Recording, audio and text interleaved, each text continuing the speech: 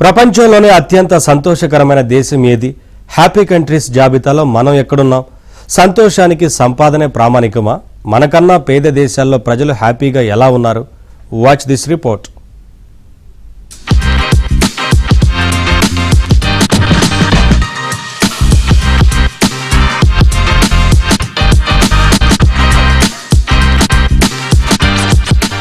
నేటి బిజీ జీవితాల్లో ఆందోళన, ఒత్తిడి, అసంతృప్తి వంటివి సమాజంలో నానాటికి పెరుగుతున్నాయి. మనస్ఫూర్తిగా నవ్వుకోవటం కూడా గగనమైపోయింది. అలాంటిది ఫిన్లాండ్, స్కాండినేవియన్ దేశాల్లో మాత్రం ఆనందం ఎప్పట్లాగానే వెల్లివిరుస్తోంది. అందుకే వరుసగా 8వ ప్రపంచంలో అత్యంత సంతోషకరమైన దేశంగా అగ్రస్థానంలో నిలిచింది ఫిన్లాండ్. ఈ దేశంలో భవిష్యత్తుపై చాలా భరోసాతో ఉన్నారు. ఇక్కడ ఒక వ్యక్తి వ్యాలెట్ కింద పడిపోయినా ఎవరు ముట్టుకోరు. పైగా దాన్ని వెంటనే సదరు వ్యక్తికి తిరిగి ఇచ్చేస్తారు. జనం నిజాయితీతో జీవిస్తున్నారు.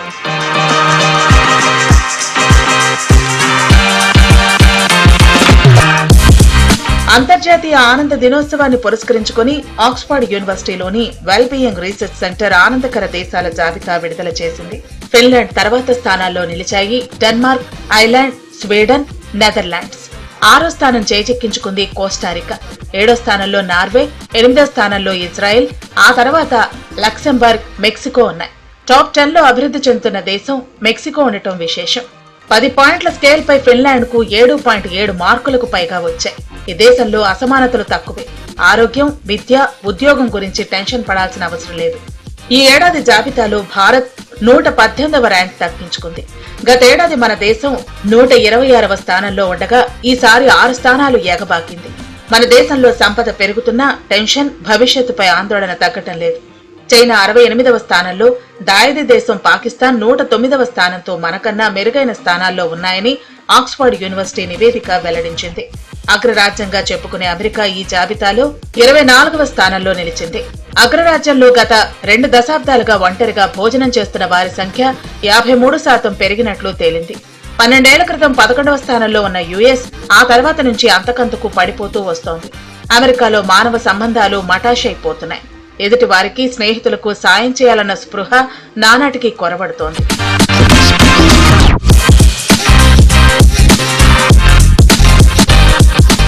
సంపద వృద్ధి మాత్రమే కాదు, మానవ సంబంధాలు, విశ్వాసం, ఆత్మ సంతృప్తి, సామాజిక మద్దతు, జీవనకాలం, స్వేచ్ఛ, దాతృత్వం, అవినీతి వంటి అంశాల ఆధారంగా ఈ జాబితాను రూపొందించారు. లాటిన్ అమెరికా దేశాలైన మెక్సికో, కోస్టారికా టాప్ 10లో చోటు సంపాదించాయి. ఈ దేశాల్లో ప్రకృతిలో నివసిస్తుంటారు జనం.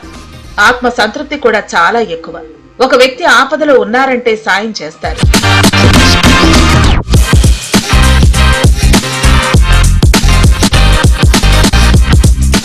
యునైటెడ్ కింగ్డమ్ ఈ జాబితాలో 23వ స్థానంలో నిలిచింది.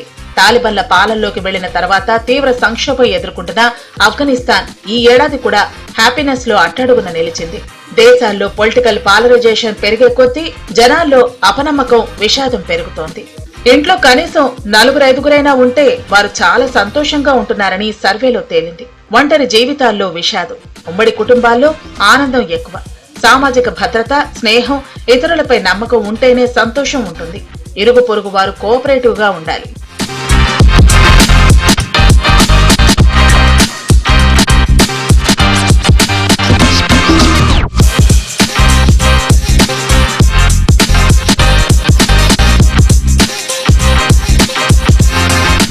సంతోషానికి అవినీతికి సంబంధం ఉంది.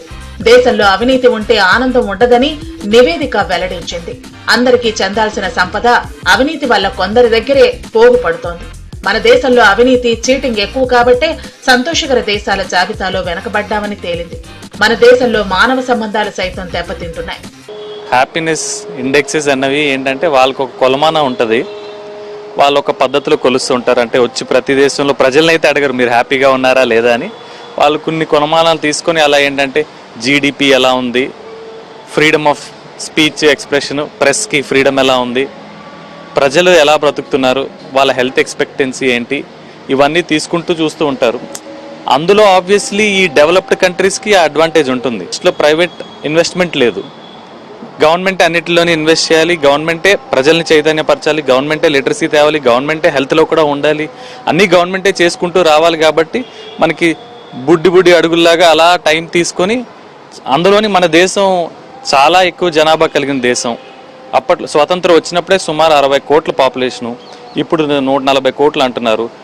ఇటు పక్క జనాభా కూడా పెరుగుతూ ఉంటుంది, వారి అంచనాలు పెరుగుతుంటే వారికి తగ్గట్టు ప్రజల్ని దేశాన్ని కూడా అభివృద్ధి చేయాలంటే ఇది ఆషామాషి విషయం కాదు. మొత్తం యూరప్ పాపులేషనే 30-40 కోట్లు, మన దక్షిణాది రాష్ట్రాలే 30-40 కోట్లు. దీన్ని బట్టి మనం అర్థం చేసుకోవచ్చు మన దేశం కూడా అభివృద్ధి చెందుద్ది కూడా. ఆ కంట్రీస్ యూరోప్ కంట్రీస్లోనే అతి చిన్న దేశాలు ఏవైతే ఉన్నాయో డెన్మార్క్ కానీ, స్వీడన్ కానీ, ఫిన్లాండ్ కానీ, లేకపోతే ఐస్లాండ్ కానీ, ఇవన్నీ చాలా చిన్న చిన్న దేశాలు అనమాట. అది మనం భారతదేశంలో జిల్లాలతో పోల్చుకుంటే ఒక జిల్లాల ప్రస్తుతానికి విశాఖపట్నంలో ఉన్నాం కాబట్టి విశాఖపట్నం జిల్లాలో ఒక 10వ వంతు ఉంటుంది ఐస్లాండ్ అనే దేశం. అలాగే ఫిన్లాండ్ అంటే విశాఖపట్నం జిల్లా అంత ఉంటుంది. ఆ విధంగా వాళ్ళకి మనకి కంపేర్ చేయడం అనేది కరెక్ట్ కాదు. కాకపోతే మన భారతదేశం ప్రస్తుతానికి ఈ రోజుకున్న లెక్కలు ప్రకారం అయితే ప్రపంచంలోనే అత్యధిక జనాభా గల దేశం. అలాగే అత్యంత రిసోర్సెస్ ఉన్న ప్రదేశం కూడా భారతదేశమే. ఇటు పరిస్థితుల్లో ఒక 10 లక్షలు ఉన్న జనాభా కంట్రీకి 143 కోట్లు జనాభా ఉన్న దేశానికి కంపేర్ చేయడం అనేది కరెక్ట్ కాదు. అయితే మనం ఒక విధంగా వెళ్ళినట్టయితే భారతదేశం కూడా ఆ రీచ్ అయిపోవచ్చండి. ఎందుకంటే ఇంత జనాభాలోనే మనం 118 వచ్చినట్టే అది గ్రేట్. కంపేర్ చేసుకుంటే ప్రపంచంలోనే అత్యంత పీస్ఫుల్ కంట్రీ భారతదేశం, సంస్కృతి ఎక్కువగా ఉన్న దేశం. టాప్ 10 హ్యాపీయెస్ట్ కంట్రీస్ జాబితాలో 14 దేశాలు యూరోప్ కు చెందినవే.